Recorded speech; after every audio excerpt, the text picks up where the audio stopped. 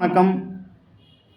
ஜனவரி 22ஆம் தேதி புதன்கிழமை இந்து தமிழ் நாளிதழோட எக்ஸாம் பாயிண்ட் ஆஃப் வியூவில் தான் பார்க்க போகிறோம். இன்றைக்கி தலைப்பாக என்ன கொடுத்துருக்காங்க அப்படின்னு பார்த்தீங்கன்னா, ஃப்ரண்ட் பேஜில் வானில் ஒரே நேரத்தில் 6 கோள்கள் அணிவகுப்பு வெறும் கண்ணால் பார்க்கலாம் அப்படிங்கிற செய்தி. இதை நம்ம சிலபஸ் வைஸாக எப்படி பார்க்கலாம் அப்படின்னு பார்த்தீங்கன்னா, சிலபஸோட முதல் டாபிக் பார்த்தீங்கன்னா பொது அறிவியல்னு கொடுத்துருப்பாங்க. பொது அறிவியலில் பேரண்டத்தின் இயல்பு அப்படின்னு சொல்லி ஒரு ஹெட்டிங் இருக்குது. அதுக்கு கீழே இந்த கோள்கள் பற்றிலாம் வரதுக்கு வாய்ப்பு இருக்குது. ஸோ இது கன்ஃபார்மாக கொஸ்டின் இல்லாட்டியும் ஜஸ்ட் தெரிஞ்சுக்கோங்க இது என்ன நடக்கு அப்படின்னு.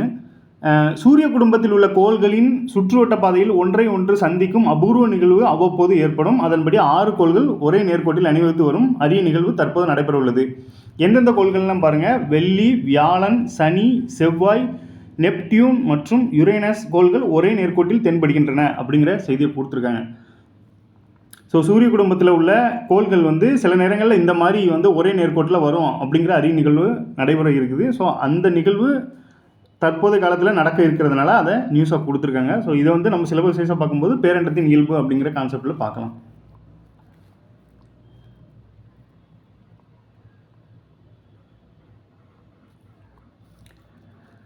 ரெண்டாவது பார்த்தீங்கன்னா, குழந்தைகளுக்கு இலவச தடுப்பூசி வழங்கும் திட்டம் விரிவாக்கம் அப்படிங்கிற செய்தி. இதை சிலபஸ் வைஸாக நீங்கள் அப்ரோச் பண்ணிங்கன்னா என்னென்னா, அதே பொது அறிவியல் தலைப்பில் உடல் நலம் மற்றும் சுகாதாரம் மனித நோய்கள் அப்படின்னு ஒரு டைட்டில் கொடுத்துருக்காங்க. அதில் இந்த நோய்களும் நோய் தடுப்பும் அப்படிங்கிற ஒரு கான்செப்டில் இதை எடுத்துக்கலாம். எப்படின்னா, குழந்தைகளுக்கு இலவச தடுப்பூசி வழங்கும் திட்டம் விரிவாக்கம்.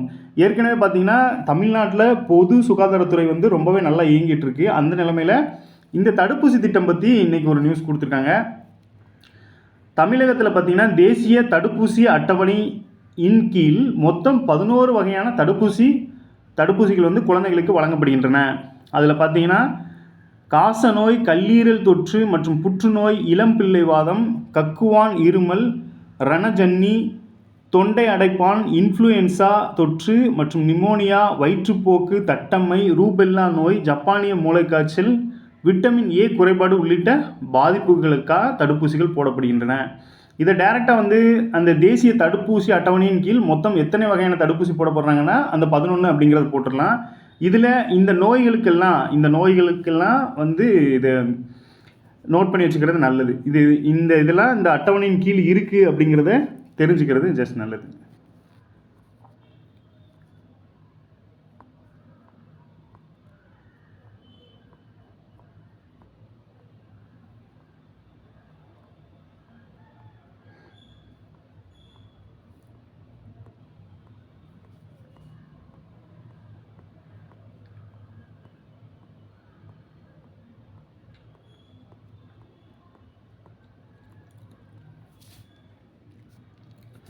பொது அறிவு பகுதியில் இன்றைக்கி எதை பற்றி கொடுத்துருக்காங்க அப்படின்னு பார்த்தீங்கன்னா, இந்திய ஆட்சியலில் குடியுரிமை இழப்பு பற்றி கொடுத்துருக்காங்க. நமக்கு சிலபஸ் வைஸாக பார்த்தீங்க அப்படின்னா, இந்திய ஆட்சியலில் குடியுரிமைன்னு ஒரு டாபிக் இருக்கும். குடியுரிமையில் 2 பிரிவு உண்டு. ஒன்று குடியுரிமை பெறுதல், இன்னொன்று குடியுரிமை இழப்பு.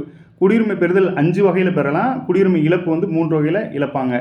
ஒருவர் தவறான வழியில் குடியுரிமை பெறப்பட்டாலோ, இந்திய அரசியலமைப்பு சட்டத்துக்கு நம்பிக்கை துரோகம் செய்தாலோ, போர்க்காலங்களில் எதிரி நாட்டுடன் வியாபார உறவு வைத்தாலோ, குடியுரிமை பதிவு செய்து 5 ஆண்டுக்குள் 2 ஆண்டு அல்லது அதற்கு மேல் சிறை தண்டனை பெற்றாலோ, 7 ஆண்டு இந்தியாவுக்கு வெளியே தொடர்ந்து தங்கினாலும் இந்திய குடியுரிமை இழப்பார். இதில் நிறையா கொடுத்துருக்க மாதிரி இருக்கும். இது எல்லாமே எப்படின்னு பார்த்தீங்கன்னா, அந்த 3 கேட்டகரிக்குள்ளே இது எல்லாமே அடக்கிடுவாங்க. ஸோ குடியுரிமை இழப்புங்கிறது இந்த 3 வகையில் இழப்பாங்க. அதை தான் நமக்கு கொடுத்துருக்காங்க. இது ஒருவேளை நீங்கள் புக்கில் படிச்சிருந்தா கூட இது மாதிரி வரும்போது நம்ம ரீகால் பண்ணிக்கலாம். திருப்பியும் ஒரு டைம் சொல்கிறேன். ஒருவர் தவறான வழியில் குடியுரிமை பெறப்பட்டாலோ, இந்திய அரசியலமைப்பு சட்டத்துக்கு நம்பிக்கை துரோகம் செய்தாலோ, போர்க்காலங்களில் எதிரி நாட்டுடன் வியாபார உறவு வைத்தாலோ, குடியுரிமை பதிவு செய்து 5 ஆண்டுக்குள் 2 ஆண்டு அல்லது அதற்கு மேல் சிறை தண்டனை பெற்றாலோ, 7 ஆண்டு இந்தியாவுக்கு வெளியே தொடர்ந்து தங்கினாலோ இந்திய குடியுரிமை இழப்பார் அப்படிங்கிற செய்தியை கொடுத்துருக்காங்க. இது அப்படியே நமக்கு சிலபஸ் வைஸில் இருக்கிறத அப்படியே கண்டென்ட்டாக கொடுத்துருக்காங்க. இது கூற்று காரணம் மாதிரி வைக்கும்போது இது யூஸ்ஃபுல்லாக இருக்கும். ஸோ ரீகால் பண்ணிக்கோங்க.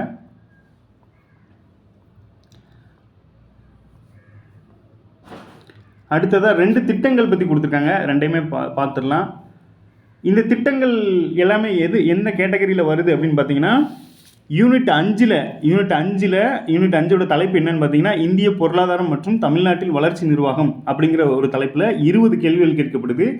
இதில் கடைசி லைன் பார்த்தீங்க அப்படின்னா, நலன்சார் அரசு திட்டங்கள் அப்படின்னு ஒரு லைன் கொடுத்துருக்காங்க. இந்த அலகு 5ல் தமிழ்நாடு வளர்ச்சி நிர்வாகத்தில் நலன்சார் அரசு திட்டங்கள் அப்படின்னு ஒரு தலைப்பு கொடுத்துருக்காங்க. அதுக்கு கீழே இந்த திட்டங்களெல்லாம் நீங்கள் எடுத்துக்கலாம். ஸோ இன்னுயிர் காக்கும் 48 திட்டம் வந்து நாடு முழுவதும் அமலாகிறது அப்படின்னு ஒரு தலைப்பை கொடுத்துருக்காங்க.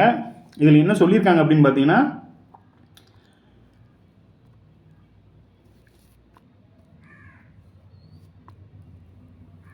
இன்னுயிர் காப்போம் நம்மை காக்கும் 48 திட்டத்தின் மூலம் இதுவரை சாலை விபத்தில் சிக்கிய 3.23 லட்சம் பேரின் உயிர்கள் காப்பாற்றப்பட்டுள்ளன.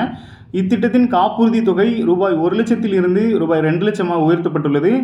இத்திட்டத்தின் மூலம் அரசு செலவு செய்துள்ள தொகை ரூபாய் 282 கோடி ஆகும். இத்திட்டத்தின் தரவுகளை மத்திய அரசு பெற்று இத்திட்டத்தை இந்தியா முழுவதும் விரைவில் செயல்படுத்த உள்ளது அப்படிங்கிறத நம்ம தமிழக சுகாதாரத்துறை அமைச்சர் வந்து இது தெரிவிச்சிருக்காங்க. இந்த தகவலை வந்து சுகாதாரத்துறை அமைச்சர் தெரிவிச்சிருக்காங்க.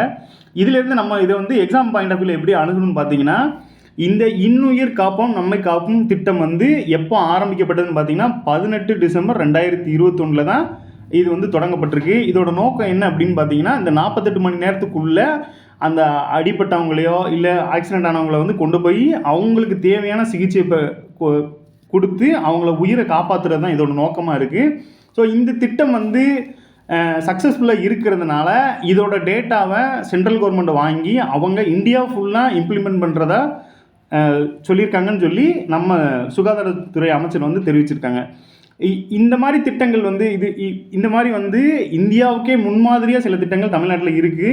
இது மாதிரி திட்டங்கள் வந்து எப்படின்னா முதன்மையாக திகழ்கிறதுனால இது சம்மந்தமான கேள்விகள் அதிகமாக வர வாய்ப்பு இருக்குது. எப்படின்னு பார்த்தோம்னா, இந்த உடல் உறுப்பு தானம் அது மாதிரி திட்டங்கள், ஸோ இந்த இன்னுயிர் காப்போம் திட்டம் இதெல்லாம் பார்த்திங்கன்னா சக்ஸஸ்ஃபுல் ஸ்கீமாக வந்து நம்ம எடுத்துக்கலாம். ஏன் அப்படின்னா இந்திய லெவலில் இதை வந்து எடுத்துக்கிறாங்க அப்படின்னா அப்போது இங்கேயே நல்லபடியாக இது செயல்பட்டுருக்கு அப்படிங்கிறத நீங்கள் எடுத்துக்கலாம். ஸோ இன்னுயிர் காப்போம் நம்மை காப்போம் திட்டத்தில் அந்த வருஷம் அதோட நோக்கம் இதை மெயினாக தெரிஞ்சுக்கோங்க. அடுத்த திட்டம் பார்த்தீங்கன்னா நான் முதல்வன் ஒரு திட்டம். இந்த திட்டம் பார்த்தோம் அப்படின்னா நான் முதல்வன் வந்து எப்போ கொண்டு வந்தாங்க அப்படின்னு பார்த்தீங்கன்னா மார்ச் 2022 கொண்டு வந்திருக்காங்க. இதோட நோக்கம் என்னென்னா, கவர்மெண்ட் ஸ்கூலில் படிக்கிற பசங்களுக்கு தொழில் மேம்பாடு மற்றும் உயர்கல்வி குறித்த விரிவான வழிகாட்டுதல் தான் இதோட நோக்கம். ஸோ இந்த நிலைமையில் இதை வந்து பாலிடெக்னிக் விரிவுரையாளர்களுக்கும் இதுக்கு பயிற்சி அளிக்கிறாங்க. ஏன்னா ஸ்கூல் மட்டும் இல்லை, அந்த பாலிடெக்னிக் பசங்களையும் அவங்களுக்கும் வழிகாட்டணும் அப்படிங்கிற நோக்கத்துக்காக இதை வந்து விரிவுபடுத்தியிருக்காங்க அப்படிங்கிற மாதிரி இதை எடுத்துக்கலாம். ஸோ நான் முதல்வன் திட்டத்தை பொறுத்தளவில் மார்ச் 2022 தெரிஞ்சுக்கோங்க. அதோட நோக்கம் என்னென்னா, கவர்மெண்ட் ஸ்கூலில் படிக்கிற பசங்களுக்கு தொழில் மேம்பாடு மற்றும் உயர்கல்வி குறித்த விரிவான வழிகாட்டு அப்படிங்கிறதையும் தெரிஞ்சுக்கோங்க. ஸோ திட்டங்கள் பொறுத்தளவில் இது ரெண்டும் இருக்குது.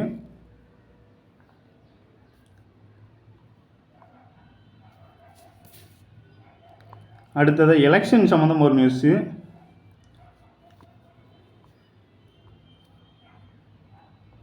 பெங்களூரு சுயேட்சை வேட்பாளர் மனு நள்ளிரவில் தள்ளுபடி அப்படிங்கிற தலைப்பில் செய்தியை கொடுத்துருக்காங்க. இதில் நம்ம எப்படி எக்ஸாம் பாயிண்ட் ஆஃப் வியூ எடுத்துக்கணும் அப்படின்னா, நம்மளுக்கு தேர்தலுங்கிற தலைப்பு பார்த்துருப்பீங்க. இந்திய ஆட்சியல் அலகு வந்து 4ல் இந்திய ஆட்சியல் பகுதியில் தேர்தலுங்கிற ஒரு தலைப்பு இருக்குது. இதன் கீழே இது என்ன சொல்ல வராங்க அப்படின்னு பாருங்கள்.